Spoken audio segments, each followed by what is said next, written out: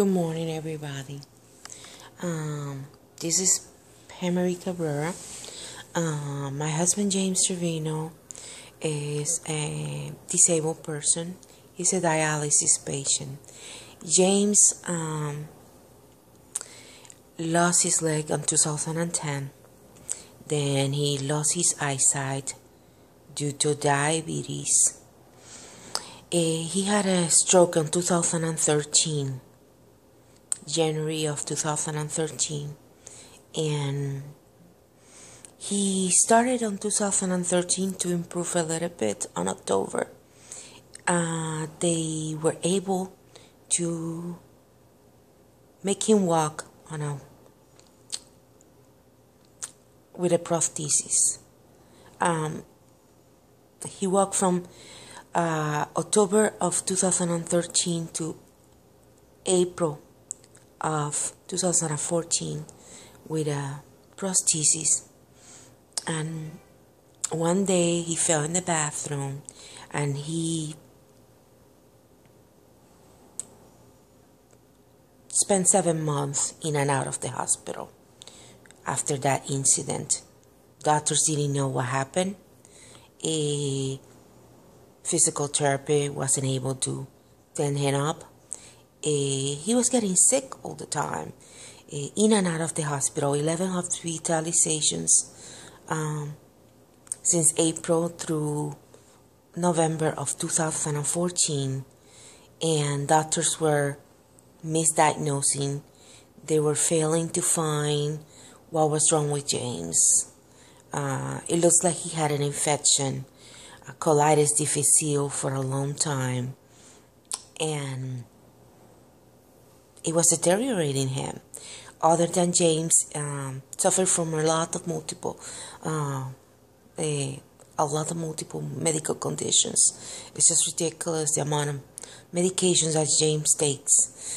Last year, 2014, on June 16, he went into a comatose state for 2 days.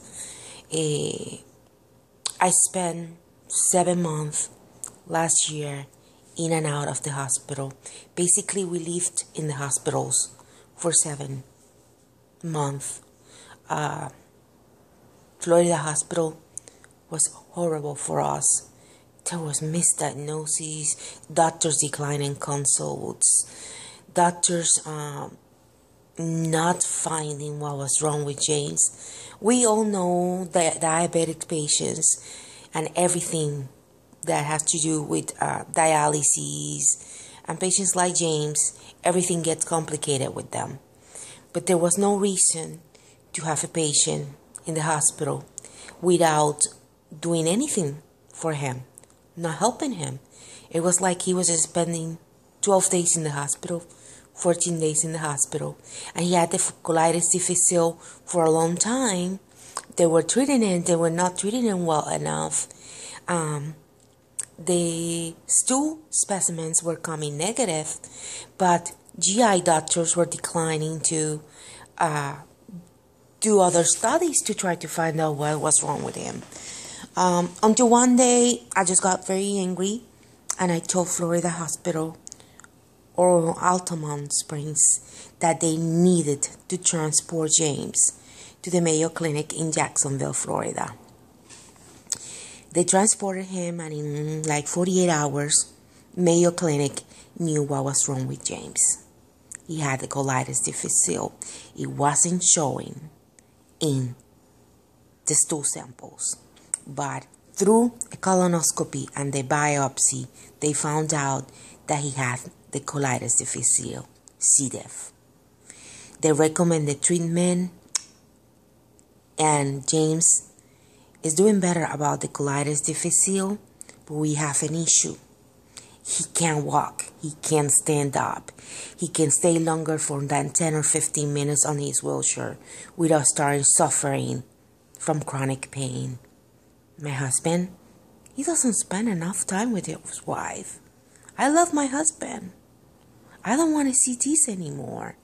I know that his immune system is really bad, and that he will be catching everything in hospitals. But my husband have suffered the consequences of a system that is corrupted. On February 26th of this year, 2015, Rural Metro went to his dialysis center, Central Florida Kidney Center, to renew a contract. They have been transporting James on a stretcher since May of 2014. They did the reassessment. They didn't inform James of what was their the reassessment or their notes. They just told him that he has 60 more days of contract with them, Rural Metro Ambulances, and they make him sign a paper and they left. On this last Tuesday, March the 4th, they call him and they inform him that they were not giving him more service, that they were terminating his service, and that they were not picking him up for dialysis anymore. We have people advocating for us. I am advocating for him, and I will advocate until we find justice for this. The reasons Rural Metro say they cancel his contract is because their progress notes say that he have improved a lot since last year. We have a problem. We have a guy, 6'8", tall guy, 280 pounds guy, who can't stand up. He loses oxygen during his transfers. He has medical records that prove that James Stravino, my husband, he can't stand up, he can't walk, and it's medically necessary transportation by stretcher. Rural Metro is telling us that it's not medically necessary. I wonder where did they get their notes. They didn't consult a James physical therapist. They didn't consult any physician about this issue. Actually, I want to tell you something, guys. The reasons they are canceling the contract have completely nothing to do with his medical history or his progress notes or anything. The reasons are ding, ding, ding, ding, ding, ding, money. The reasons are money, and I have a proof. We spoke 2 days ago with Wayne, person who takes care of all documentation and billing information. And he says that if we pay $1,000 a trip in a credit card, in advance, they will transport him. $1,000 we don't have. So, Miss Jaime Costa, Mr. Wayne, Rural Metro, you're playing with my husband and other dialysis patients' life. And this lady here, Marie Cabrera Stravino, is going to fight until the end, and is not going to allow Rural Metro, your corporate offices, or you, Miss Jaime Costa, to make decisions that are supposed to be taken by Medicare and by doctors, by physicians, and by physical therapy, by people who know really what is wrong with my husband. You cancel his trips. You took him immediately out of the schedule. You're risking my husband's life. My husband missed Thursday dialysis, and he missed today's dialysis. He doesn't want to go to the hospital. Why?